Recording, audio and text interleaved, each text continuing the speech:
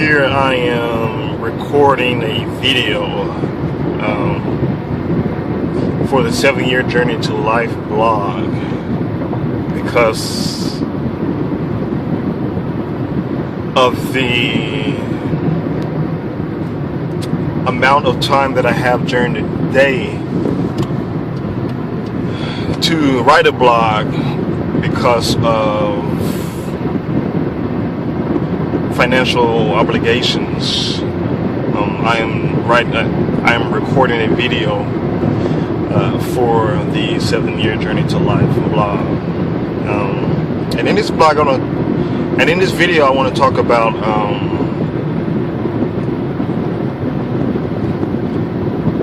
desire from the perspective of desiring particular specific forms. I realize that form in itself plays a major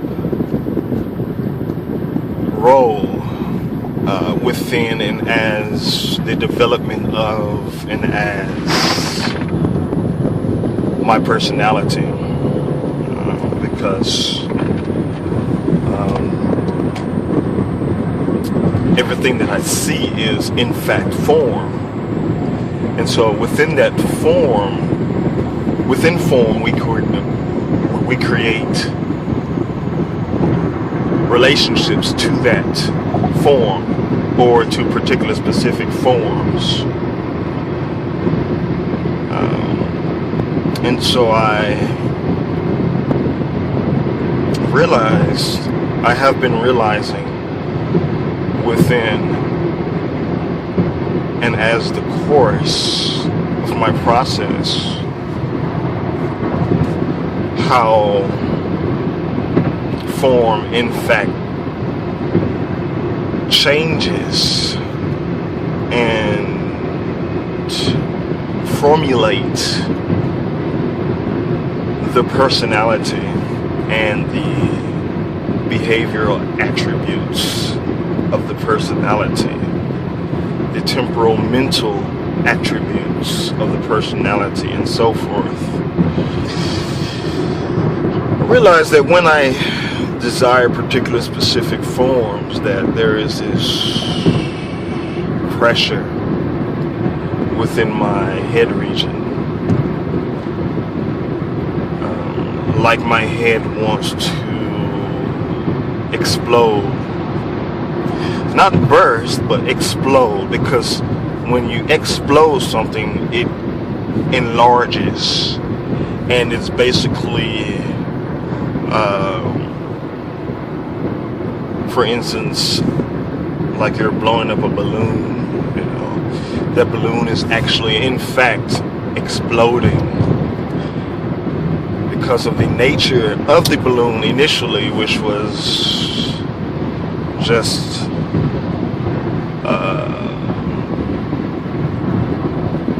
a form that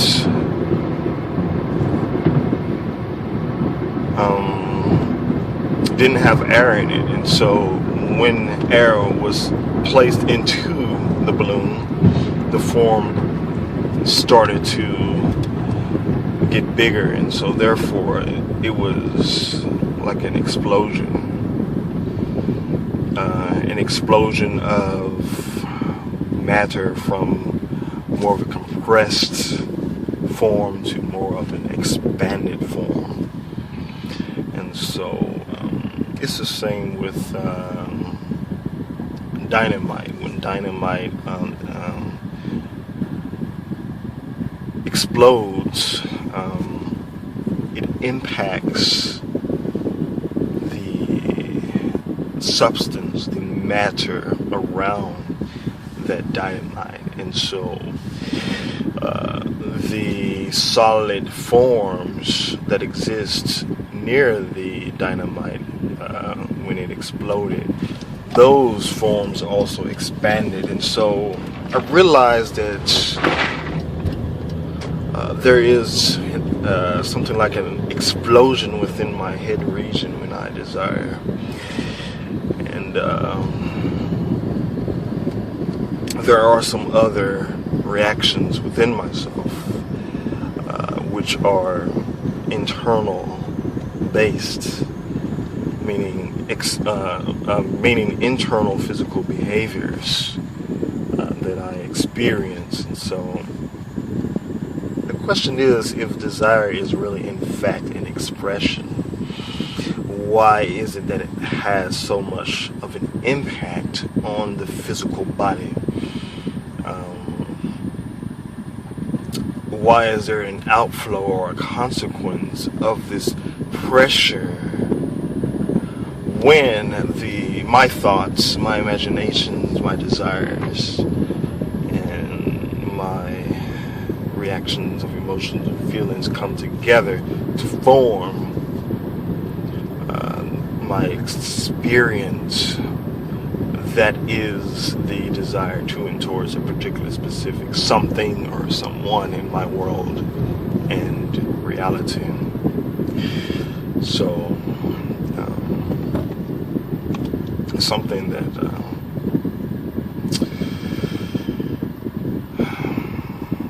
is interesting from the perspective of when, and also, I remember a memory of me having a desire for a particular specific form. And so one of my relatives came to me and informed me that this is not good to place my eyes upon. I was about in between 10 to 15 years old. Not really saying that it's good or bad, but there are in fact consequential outflows, in which one of those outflows are pressure from the head region, from my experience. And there are also consequential outflows of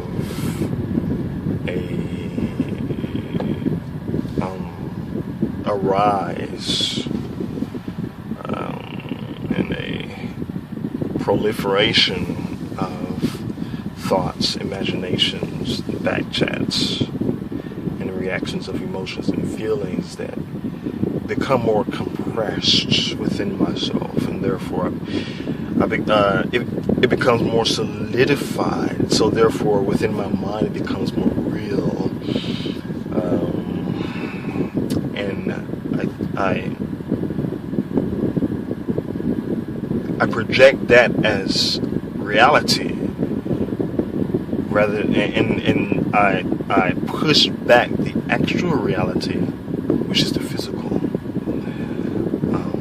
I push that back because I formed and created a relationship within my mind that has solidified over time as a consequential outflow of desire.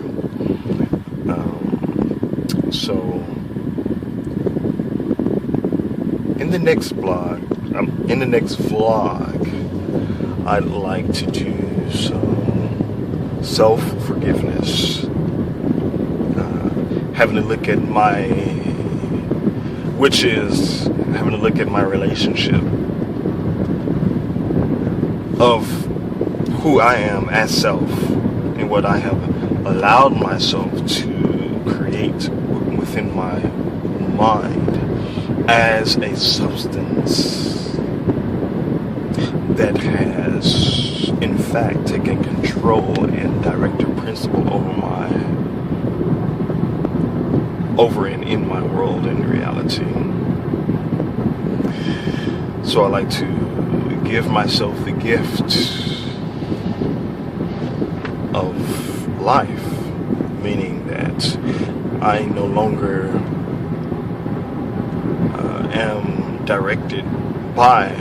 I will no longer be directed by these relationships that I created within myself, but that I become self-directive by first declaring that I am going to release this point from and within and as myself through self-forgiveness, giving myself the gift of life through and as words, and thus actually living those words within my world and reality. All right. So